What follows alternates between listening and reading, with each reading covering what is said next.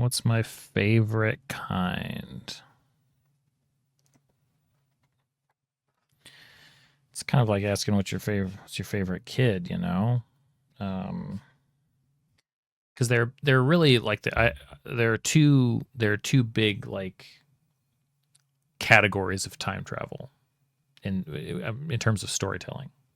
One is where you can change things, and the other is where it's more deterministic. Like it was always the case that there was time travel, and I think both can be really interesting.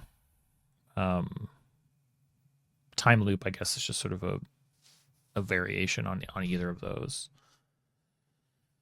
Or like another way to put it is that like once the time travel exists, once it happens, once it occurs, it becomes sort of this perfect knot, right?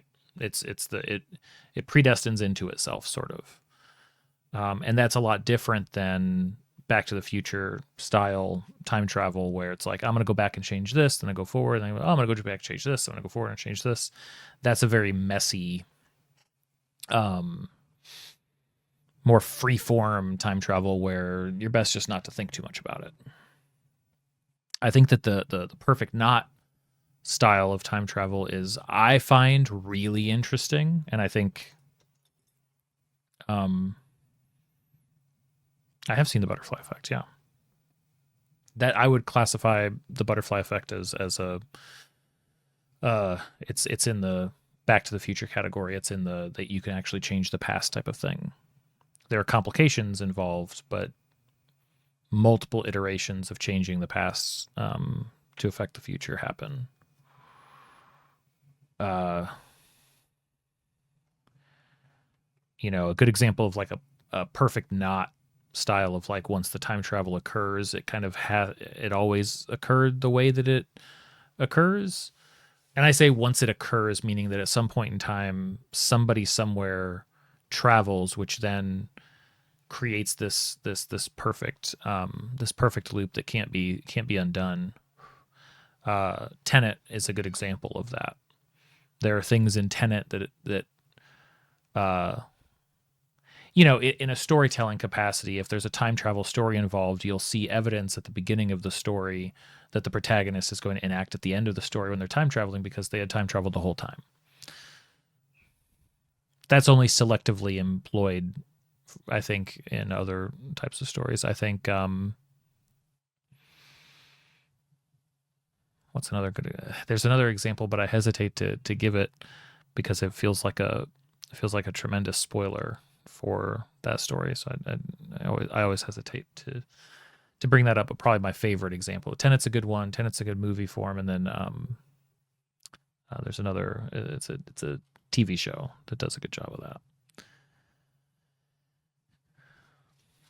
I would say that it's really fun to play with the actually affecting time, free form, kind of like Back to the Future or Butterfly Effect or any of these things. Like, I can get it right if I just go back this one more time. That's really fun.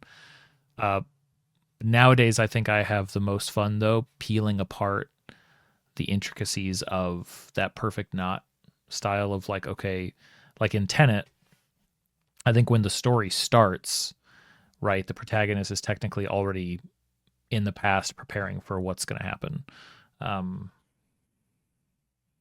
And there are all sorts of evidence of these things kind of running in parallel throughout the story that you can't possibly see until you go on a second watch. Same with the TV show that I won't mention.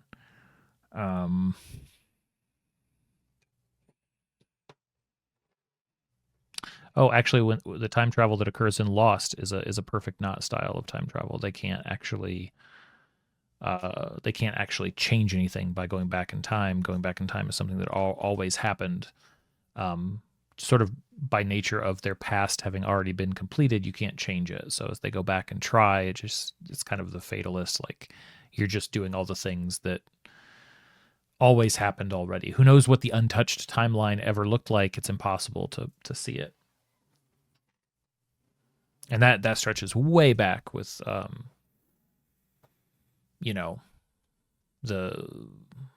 Lost in particular, like they travel a tremendous amount and have a huge impact on that island, which is pretty neat.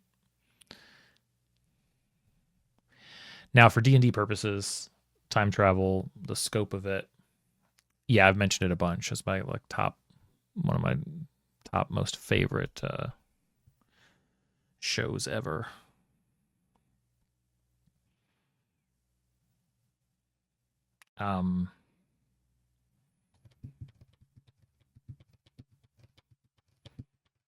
For D&D purposes, Back to the Future style time travel is about all you can attempt to do. It's basically impossible to do.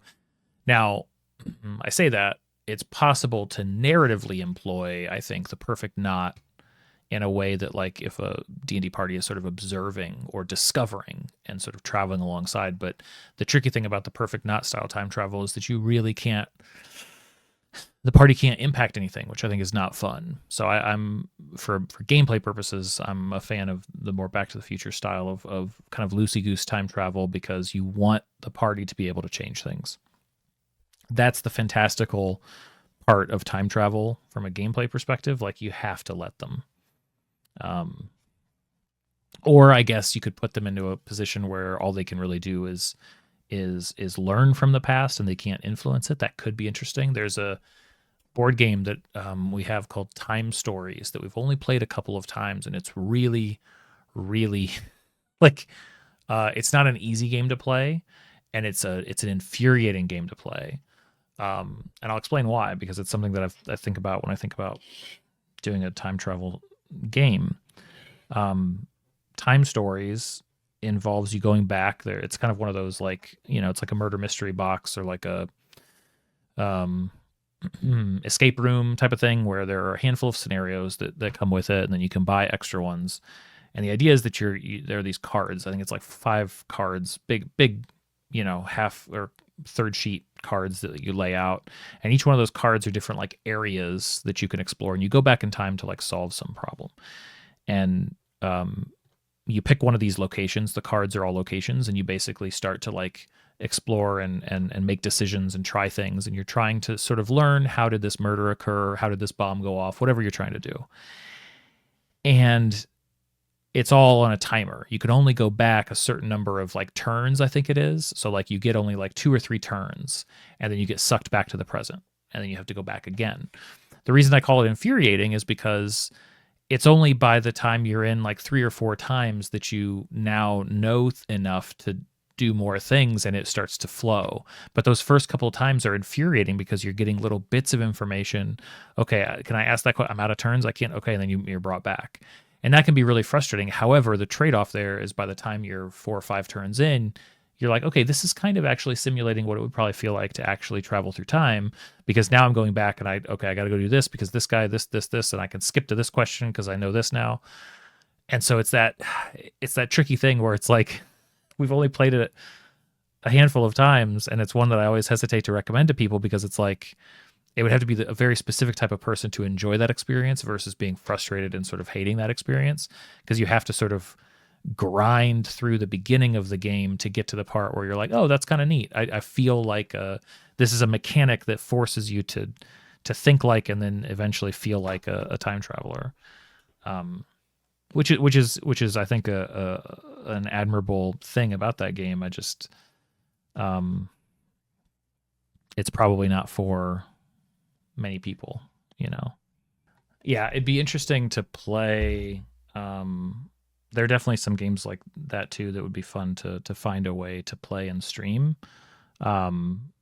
because like a game like Time Stories could very well be sort of like a single player experience, I think, or simulate sometimes single player games can kind of adapt into more, as long as you're willing to sort of do that. It'd be fun to explore in the same way that like R&D is looking at mechanics of video games. It'd be fun to do that with board games, solo games, choose your own adventure books. I picked up, we were at a fun little toy store with the kids this last week, and I found some reprints, some choose your own adventure book reprints, because that brand is still around, and it's under company Choose Co. now. But I was like, I remember, not the covers. The covers are all unfortunately different. But I picked up a couple of them and was just reading through. It's interesting to take another look at those. It'd be fun to look at some of those on stream sometime too, just for like how they go about the branching and the storytelling. And they're not the most amazing, but they're charming. Fun fact, I just learned, Ashley sent me a thing today, and I never picked up on the name, but because it's Corn Sweat, I think. The original creator of the Choose Your Own Adventure books. I think he died in 2014. His grandson is David Cornsweet, who's the playing Superman. So that's pretty crazy.